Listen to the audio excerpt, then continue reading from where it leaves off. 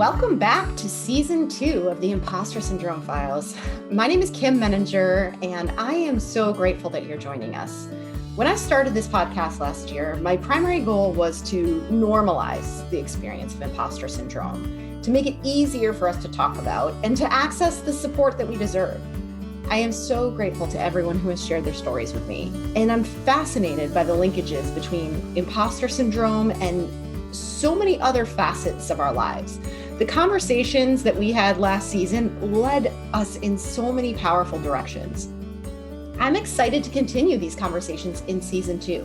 As always, if you have a story to share, please reach out to me. I would love to interview you. And if I can ever support you on your own imposter syndrome journey, I'd love to connect on that too. Thanks again for being here.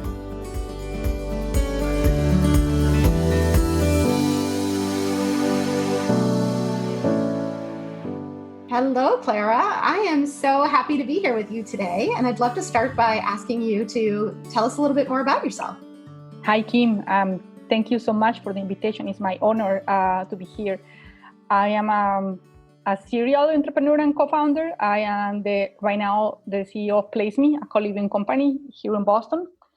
And I'm happy to tell everybody that we just closed an acquisition by my competitor. So I'm happy to share all that story and how everything went through.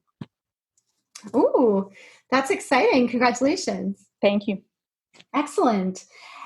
And I'm sure we'll dig a little bit more deeply into your past as we move forward too, and you're welcome to share anything that is on your mind today. I'd love to start by asking you what imposter syndrome means to you and how has it shown up in your life or in your work, if at all? Oh, of course. I mean, as a woman entrepreneur, and as a Latina woman entrepreneur, the imposter syndrome is all over. But I think it is not mine, but it's everybody's biases about what a woman or what a woman entrepreneur or what a Latina woman, can do in technology or, just creating a company. So the reflection of those biases upon you is what brings the self-doubt and the imposter syndrome, in my opinion. I think that's such an important way of thinking about it. And it's a topic that I don't think we've spent enough time talking about on this podcast. And if you're open to it, I'd love to hear more, because a lot of what we talk about here is sort of the internal self-doubt that we experience and where that comes from. But there's a lot of self-doubt that comes from the biases that other people hold towards us. And correct. I would love to hear more about your thoughts and perhaps experiences on that piece of it. Well, sure, absolutely. As we grow, I started this company about 3 years ago, almost 4. January will be 4 years. And as I was growing, in many times, co-living is very similar to co-working. So it's residential real estate and gather for optimization of the residential real estate spaces. And as I was growing, in many times I was getting customers and I was getting onboarding team members and investors and so on. At the beginning, people will not be confident that this will have potential for growth because I was in charge. Oh, how can make you this happen? Or, are you the maid here because I'm a Latina? Oh, where can I speak to the manager? Is I am the manager. So, and many are like investors. Oh, you have a really beautiful lifestyle business here, but this will not be able to grow. And all these perceptions of other people biases towards me as a manager or as a leader reflects on them, and quite frankly, infuriates me.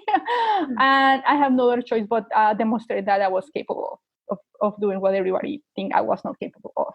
So what kind of pressure does that put on you if you feel like you're not only trying to be successful for your own sake, but also having to prove yourself to these people that are doubting your abilities? And I mean, I would imagine that there's got to be some element in there too of feeling like you want to show them that they're wrong.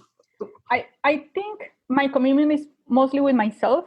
I think myself as a leader, as an example of the Latino community. So I try to embed that in my actions, in my company culture, and in my execution as a leader, trying to have a corporate culture that respects everybody, accepts everybody, and second, and trying to execute with the most, with the top-notch quality that's as much as I can, top-notch quality in customer service, top-notch quality in sales, and making sure all our stakeholders are accounted for as much as possible.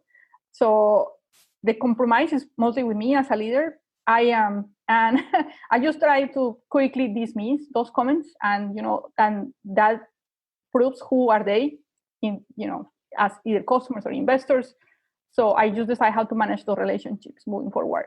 But I don't want to impose biases on myself because of their bias. I try to treat everybody equally, and just move on with the ones that take me for who I am, not for what they thought they think that I am, if I might place myself correctly. Yeah, I mean, I think that's a very noble, and I think very, for lack of a better term, very mature way of thinking about it, because you're absolutely right. It really has nothing to do with you, how they experience you, or the biases that they hold, right? And so when I was talking about feeling the need to prove yourself, not because you should, but because I think we all have this inherent desire to want people to like us, to want people to respect us, right? And what you're talking about is such a great way of doing that, which is to say, okay, I'm going to quiet the external voices and focus instead on my own mission, my own purpose, my own values, right? And then achieve success there. Well, I think it's the only way to go, because otherwise it becomes such a huge distraction to your mission, And I think the hardest part is to make sure that the team that is with you is also chilled from those comments and chilled from those self-doubt. Because if your team, doubts you as who you are as the leader, then we have a real problem.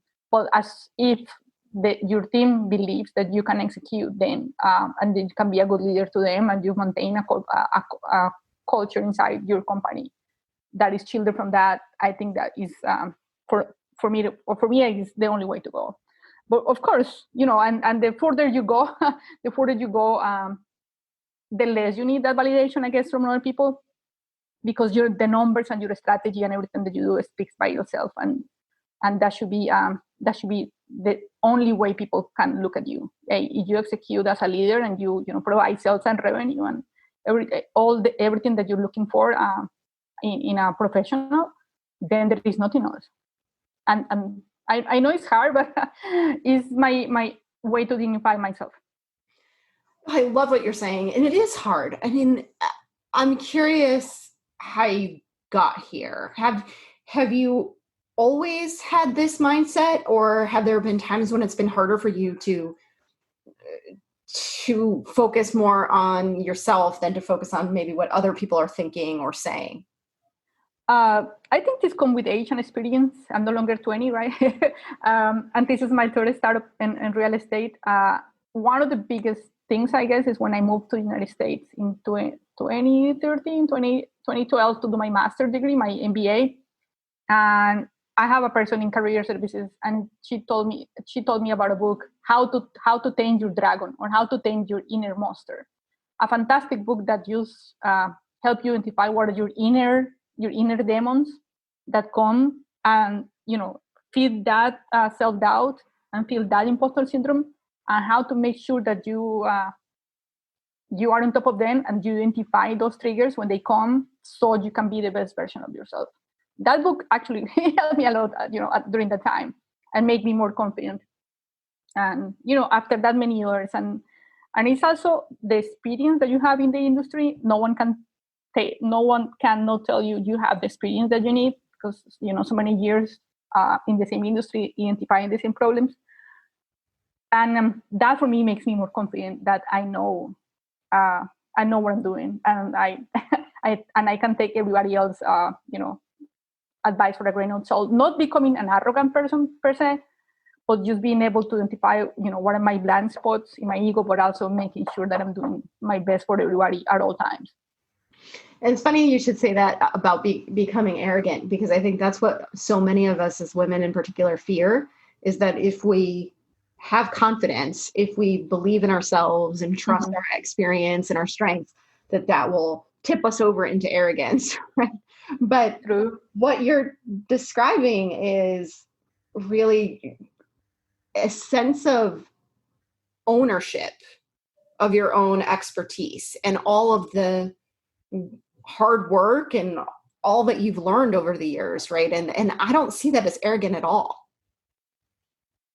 I appreciate that. Thank you. Sometimes they get like, oh, but you're too bossy, or you're like, wow, or you're not just listening to everybody. And when you know your expertise, and but I think in my case particularly, I also need to be able to listen to other people's opinions, or add on the matter. But I don't know. I'm taking a big side of relief here, because after all this and after the pandemic took a big hit on our business, I was able to find an acquirer for the company. So that proves that what I could do in the beginning was still there. And that makes me more confident in whatever it is that I'm going to do next. So I'm, again, at peace with myself. Oh, and congratulations again. That's so wonderful. And I think you brought up a really good point too, when you were talking about what I'm interpreting as humility, right? Of the understanding your blind spots, listening to other people. I think arrogance comes not from our understanding of our strengths and trusting our own expertise, but it comes from insecurity. It comes from a need to overcompensate for what we feel like we don't have, right? So confidence and humility are a really powerful combination, because we believe in ourselves, but we also believe that others have value too, and we're willing to listen to that. Yeah. And as you grow, what happens is that you keep listening, or you continue listening, but people that are at your next level. So instead of listening to advisors, you start listening to other CEOs in the industry. Or as things move through, that circle that fits you feedback is the circle that you select. Not for them to tell you what you want to hear, but because they have also the same experience as you. And again, more importantly, they treat you like a peer. I just stopped taking advice from people that A, have not lived what I have lived through growing a company, or B, don't treat me like a peer. So tell me, if an advisor told me you're building a beautiful lifestyle business, then thank you. That's it for now. I'll get back to you, and I just never get back to them. I don't know if that's bad, but like. Yeah, I think that's great. Where do you go next? Are you going to stay with the company? Or are you going to move on to something new? The company officially will close operations because it's real estate, and the rental market closes in September 1st. So this is my last week as CEO. I'm pretty much excited to hand over the keys to a larger organization. I would like to take maybe a week break, but I am already consulting with bigger companies that have in the same sector that have same or even harder challenges. So I will continue real estate, trying to find solutions to bigger and more meaningful problems that I had before. I'll just build something else by next year or so. Yeah, I think that's great. How exciting. But I think with any change also comes the potential for the reemergence of imposter syndrome. Transitions are always big triggers. And anytime we're doing something new, there's that same voice telling us, are you sure that you can do this? Right? Oh, yeah. As you step into something new, having the self-awareness that you have and having all the expertise that you have, are there things that you will proactively do to temper some of that self-doubt or that inner critic that we all face? I know you mentioned reading about the demons that we all face, right? Are there specific strategies that you use to manage those when they come up? I think we all have different ones, right? There is a book that I liked a lot, the 5-second rule by Mel Robbins. I think that helps anybody that has, an inch of self-doubt or feeling that you're not ready for what is next, for whatever reason, for whatever that might be. And more importantly, knowing what are your, again, blind spots, or what is the part in your skills that you need help with. If you say, I'm really good at sales and marketing, but I need someone to help me with the numbers, or I need someone to help me with the technology part of it. Hey, so I will need advice in this. I will take advice from the experts on it, so I can achieve the goal or I can solve the problem that I want to solve next. So I think knowing yourself is the first part, and it openly and quickly identify what is the areas that you need, are you like weakest links, weakest spots. None of them personally, more about professional skills and how to assemble a team that will help you, cover those spots. Self-doubt, of course, you're going to get investors again, who knows, things like that, absolutely. But it's also knowing that you're not changing industries, or knowing that you find a problem that you can be totally passionate about to build, brings me to the conclusion that once you solve a problem once or 2 times or 3 times, most likely you can do it a 4th time. So I think it's a mix. If that answers your question, Kim. Yeah, no, absolutely. I think I love what you're saying too about having that self-awareness to recognize where your strengths lie and where you may benefit from asking for help from others. And I think about this a lot because that's something that tends to be really hard for women, especially when we struggle with imposter syndrome. We don't want people to know that we don't know something, right? There's this fear that, oh no, if I ask for help, I'm going to be exposing myself even further and showing people that I don't know what I'm doing.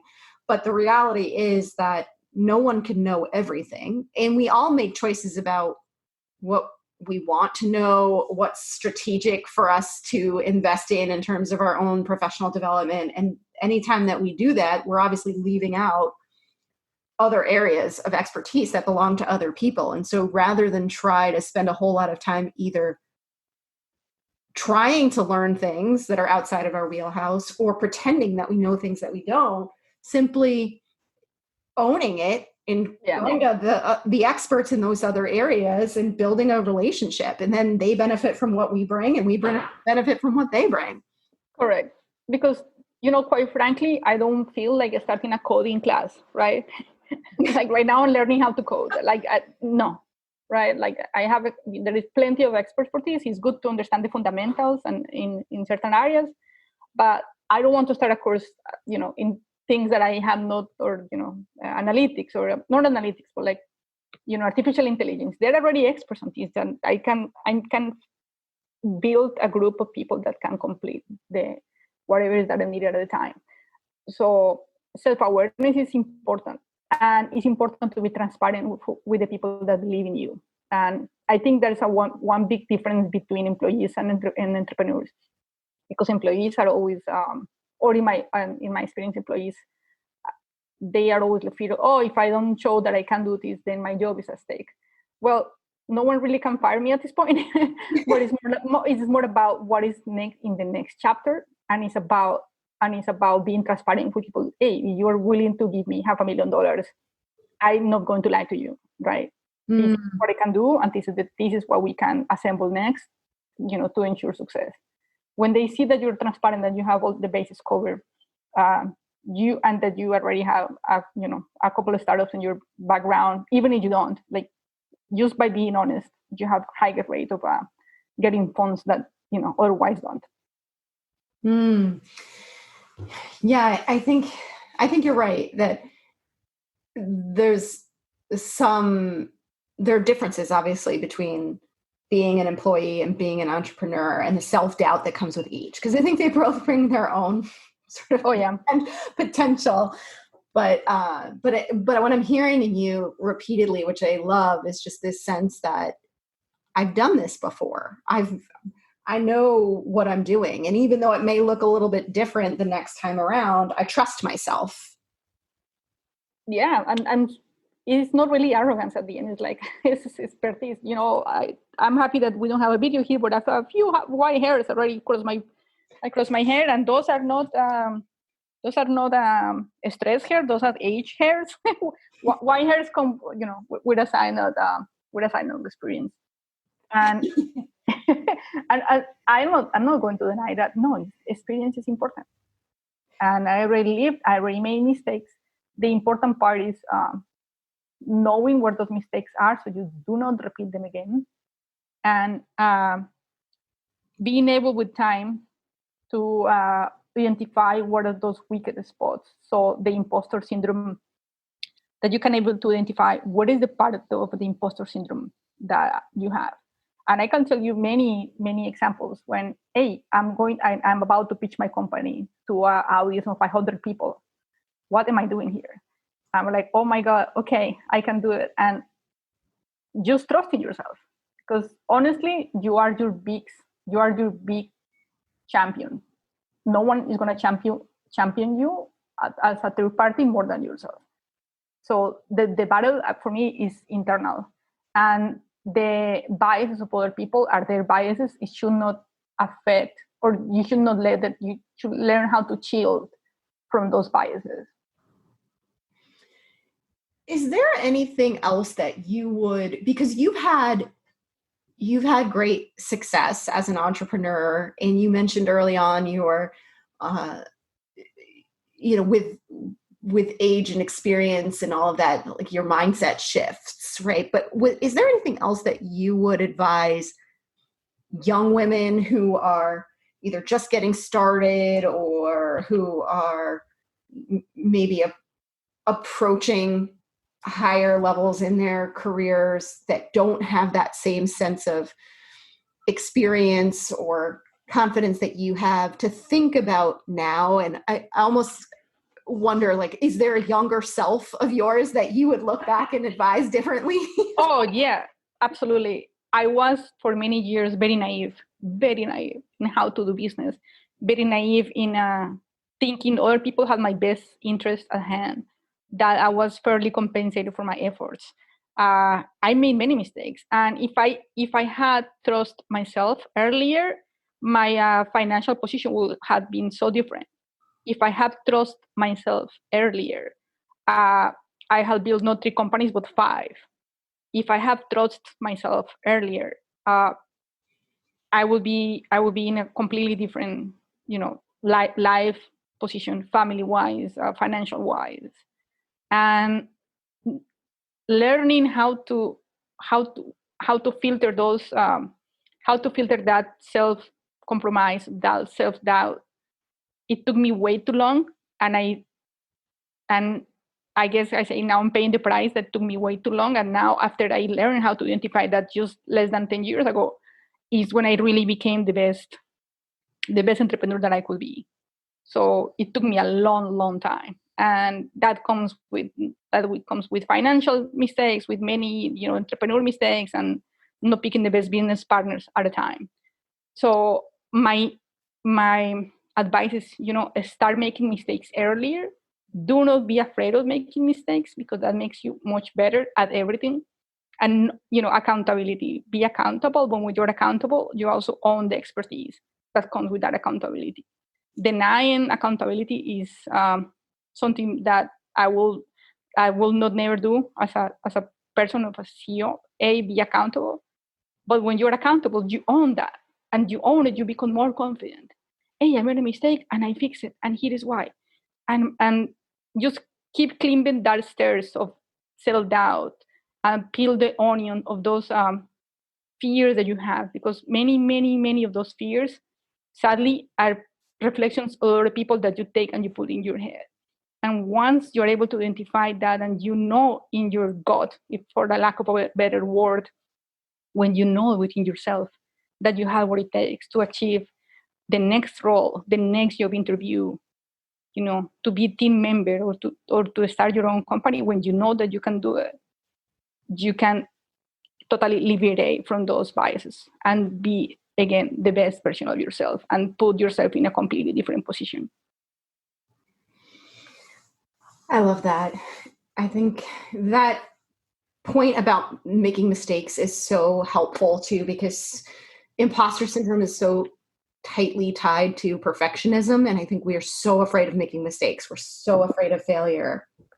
And that just keeps us from taking the risks that we need to take in order to achieve our goals, in order to reach our full potential. And so I love that you're talking about making mistakes early, and that accountability piece is, again, that sense of ownership of, right, I'm not perfect. we all make mistakes. There's no successful person among us who has not made mistakes. It's what you do with it that determines where you go from here. Exactly, Kim. And especially we as a women, we are asked way more than our male counterparts, right? Because it has to be perfect job, perfect balance, perfect family, perfect business, perfect house, perfect garden, perfect clothes, perfect, you name it. Yes. And our male counterparts do not have that pressure that is compounded with the less income. So all those layers that you put in your hair that sometimes are just, purely noise, put you already in a disadvantage. Once you identify, hey, I can be a great CEO, but I know not be the best cook, or I can be a great X, but not the best Y. And once you are at peace with that, and you start trying to please other people, and this is the mistakes, and this is my decisions, and I'm accountable for those decisions. It comes with a sense of ownership that brings you to who are you really going to be. Yes. And I think that accountability can be scary for the reasons that we're talking about, that, we don't want to make mistakes. We want everything to be perfect. But the flip side of accountability in my mind is victimhood, right? Yeah. And so who wants that? I would so much rather be accountable for my decisions than to feel like I live at the mercy of other people, right? Correct. And once you acknowledge them, once you're accountable, you liberate yourself from the sense of guilt or victimhood that others is going to give you. Oh, you failed at this, right? So other people, especially narcissists, hey, you made this mistake, and you made this mistake, and you have to acknowledge those mistakes. Look, those mistakes were done, but already acknowledged. This is where we're ready to move on. So you liberate from that, chain of someone is going to blame you, make you a victim, or look at you different.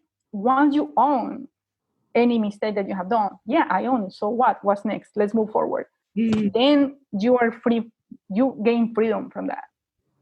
Yes, because once you own it as yours, now you're empowered to do something about it. But if it's not yours, then you have to wait for other people to figure it out. Right? And other people love using that against you. Oh, she's not capable because she did this or did acknowledge, Y and Z. Like, oh no.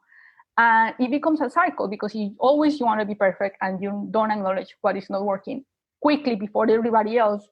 Then that compounds into your imposter syndrome. Wow. I love what you're saying. And I am so grateful for your insights in this conversation. What motivated you to want to be here today and to tell your story? Remember when I started this conversation saying that I feel a responsibility as a female entrepreneur, as a Latina or Hispanic female entrepreneur, that I have a story to tell, and a story that I believe is valuable because many other women, Latino, regardless of race or gender, need to hear that they can do what everybody else can do, that they're not different than anybody else. And if I'm able to do it at this stage in life, anybody else can, and even earlier than that. So at the beginning, when you invite me, I wanted to share I wanted to position myself as a victim, if you will. Oh, I have a business partner that didn't treat me right, or all those stories at the beginning. And I'm happy I rescheduled this interview with you. I wanted to just vent all my really bad stories about imposter syndrome that I have. But I'm happy I took the time to be able to tell the story right, because the story is, I can set myself to do anything and everything that I put my mind to, and it's just a matter of time and execution. I believe that I can do it. If nobody else believes, we are not here to prove people wrong. It's their biases that wrong already. And it's really not a lot you can do to change people's minds. You just need to be honest and true to yourself. That's so powerful. And I love, what you're saying. Those stories didn't go away, right? The stories that you might have brought with you if we had talked earlier. But so much of how we experience our lives and our careers and the world around us depends on which stories we choose to focus on. Yeah. Right? And so I think you're such a powerful example of everything that we've been talking about, of that sense of ownership, of self-empowerment, of focusing on yourself and not the ignorant biases of the people around us, right? Because we can't control them. We can't control what they say, what they think, how they treat us. We can only control how we respond and how we show up. And so I think you've been such a powerful example of that. And I'm so grateful to you for being here. Thank you. My pleasure. I'm thankful that you granted me this opportunity as well. Thanks again for listening today. If you're struggling with imposter syndrome and you'd like additional support, check out the show notes for more resources or contact me directly. I would love to help you. And if you'd like to tell your story, I would love to interview you. You will find my contact info in the show notes, so reach out anytime. Thanks again.